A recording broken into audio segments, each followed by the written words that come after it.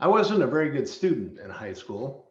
Uh, I think it was because I transferred schools in seventh grade and it was difficult to make new friends. So I never studied. I was a class clown. I was very disruptive. Um, my family also didn't value education, so it wasn't a high on their list of priorities in my life.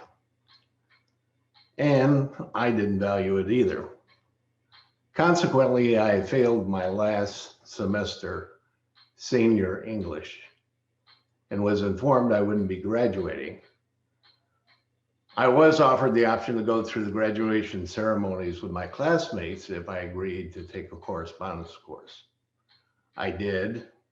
I went through the ceremony and I promptly decided I wasn't going to take the course, and I didn't. My brother was living in California at the time in the Los Angeles area. So I decided to fly out and join him in pursuing the California dream. Got a job working at Douglas Aircraft making bomb racks. The economy took a downturn. As a result, both he and I got laid off from our jobs and we returned to Indiana where we grew up. Once I returned, I received my draft notice. I went for my first draft physical and was informed that I would be drafted within the month. The Vietnam War was heating up and they were drafting a lot of young men of my age at that point. After my draft physical, I decided I was going to join the Marine Corps. I went to boot camp, went through training. My first duty station was a naval air station northwest of Chicago. And our unit had a sergeant who was in charge of the education for the unit. Reviewing our records, he had determined that I hadn't finished high school. So he came to me one day and he said, "Barton, you got to take your GED test." And I said, "No, I don't think so." And he said to me, "Well, let's go outside and discuss it." Well, when you think of a Marine, this is what you would think of. He stood 6'2", weighed 245 pounds, was lean and mean and all Marine. I immediately understood what he wanted to do. And I said, "Yes, I'm taking my GED test." I took my test. I was lucky. I scored high enough. My high school had to give me a diploma. The following year, I went to Vietnam. I was in the Tet Offensive in 1968 in the battle for Khe Sanh. During the battle, I was wounded with shrapnel that severed my spinal column and paralyzed me from the waist down. I was medevac back to the States in military hospitals recovering, and eventually discharged or retired from the Marine Corps and discharged to a veterans hospital in the Chicago area. There I went through rehabilitation to learn how to deal with my disability and how to adjust to a life in a wheelchair. As I was going through rehabilitation, I decided that I should prepare myself for the work world once I was discharged from the hospital. I thought maybe the best pursuit would be a college degree. I would be more marketable with a college degree in a wheelchair than without. So I applied for one of the many benefits available to disabled veterans called vocational rehabilitation.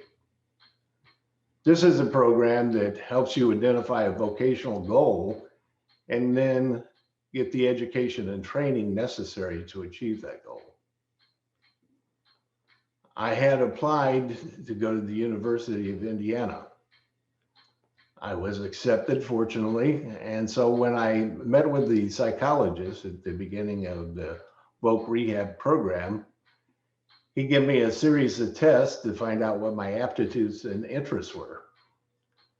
After the test, we got together and discussed them, and he said that college was out of the question because there was no college that would even consider admitting me.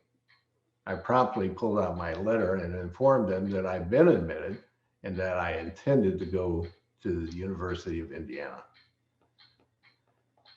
He got a little irritated with that and said, I guess in that case you can go. So I attended Indiana University and pursued a degree in business administration with a concentration in accounting. In 4 years, I got my degree and thought I had the golden ticket to employment. I soon learned that wasn't the case. Despite how prepared I was for accounting, I was not prepared for the attitude that prevailed in that field and in society about people with disabilities. I interviewed with all the big 8 firms and all the small accounting firms in the area with no success in obtaining employment.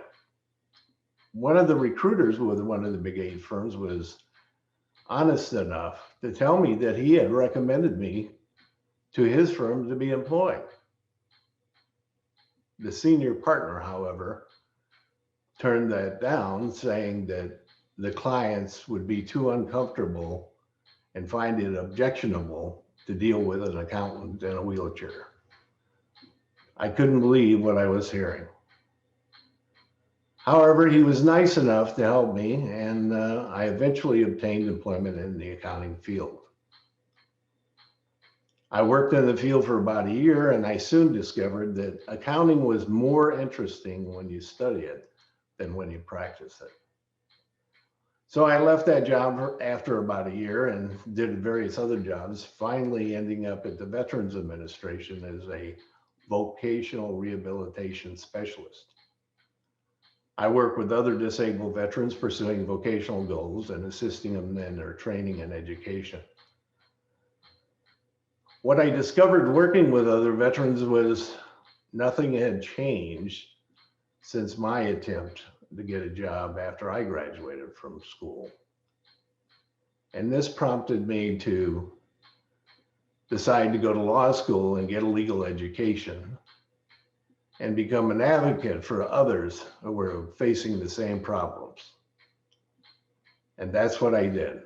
I got my legal degree, I was admitted to the bar, and I practiced law for about 11 years and have represented disabled veterans and other individuals with disabilities in overcoming the challenges they face.